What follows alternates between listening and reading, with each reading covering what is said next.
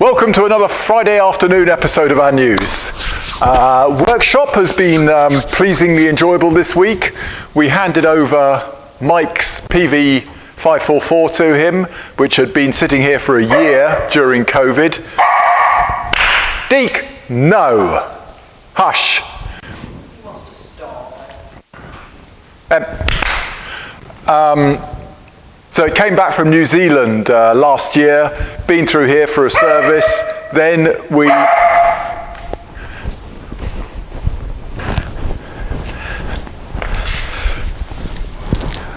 Hopefully I can keep him quiet now.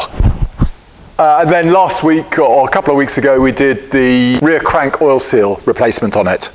So that's gone back up to Cheshire, and we'll be seeing Mike in a couple of weeks' time when we do the Tour of Cheshire Historic Rally. I'll be up there competing against my daughter, actually. She'll be in another car. And Gareth's car, so this is the car we've been rallying. Gareth is my usual driver these days. And that's in for also a rear crank oil seal change, as well as a few other little bits and pieces.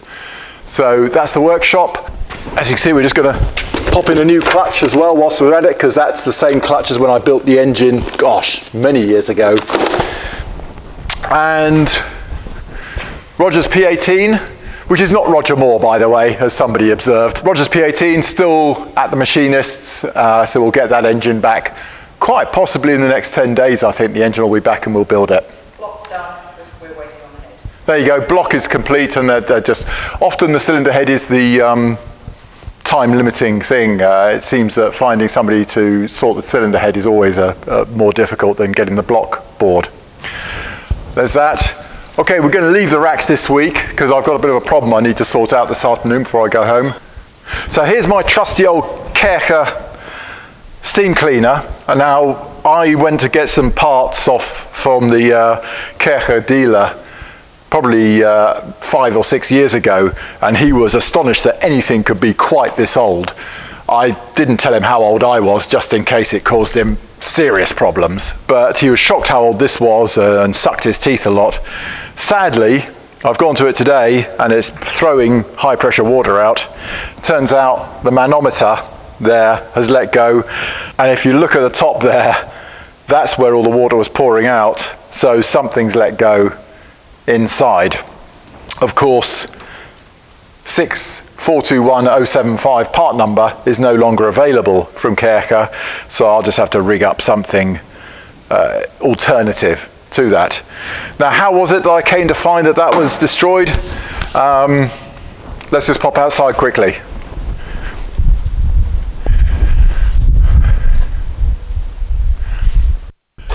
Because of the rally season, means I've only got one weekend off between now and November. So yesterday morning we made a snap decision that really our sailing boat had to come off the water, since there was only one weekend of potentially sailing it in 2 months. So we had an interesting time. The derrick down at the sailing club has been condemned, so we had to work out a way of lowering the mast by ourselves without use of a crane. And that's actually surprisingly difficult, because this boat isn't designed to lower the mast easily, but we figured it. We came up with a good mechanical means that everything stayed under control all the way down till it lowered away completely without damaging anything, so I'm delighted. But then of course I came to get the steam cleaner out to get all the fouling off my hull, and that's when I discovered that my manometer was in a bit of a state. So that's what we've been doing for a day now. 24 hours we've been working on getting this out of the water. This is 1974, Anderson 22. Andersons were a South Coast company in Britain and produced a lot of the MTBs, the motor torpedo boats, during the Second World War. I'm fairly sure I'm right in saying that. Sadly went out of business, I think probably within a decade of building the 22. And it's a lovely boat, it really is. What are now regarded as very small boats, of course 30, 40 years ago, these were a family cruiser. Let's go to the shop, see what Emma's found for us. So the P1800 Speedo and that slightly unknown fuel pump, glass bowl fuel pump, they both sold very quickly on the weekly news. What Emma has found here is some inlet manifolds. Now these are so you can fit a single DCOE, 45 DCOE Weber onto the Volvo.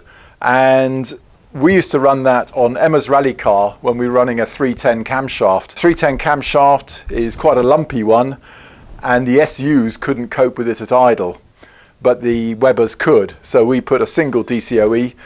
By going single DCOE instead of a pair of DCOEs, we don't have to apply for a waiver when we enter a rally, because they're the same number of chokes as originally the car was designed with. Therefore, we don't have to apply a waiver. If you run twin DCOEs, pair of DCOEs, then you always have to have a waiver to get through scrutineering. But we liked that. It was nice with that camshaft. That the car shifted nicely. We've now detuned the camshaft down to a 280 and therefore back to SUs, which makes life a lot easier. However, we have got a small stock of these, 220 pounds each, and that is the B18 or the B20, and 45 DCOEs can be bolted to it. There you go. Well, that's it for the news this week. A bit of a rattle through. I really do need to sort out that manometer now, otherwise I'm not going to be able to clean my boat, which would really be painful. Quite so talkative today. He isn't normally this chatty. He missed his walk yesterday. Right. Okay, look, have a good weekend, and I'll talk to you next.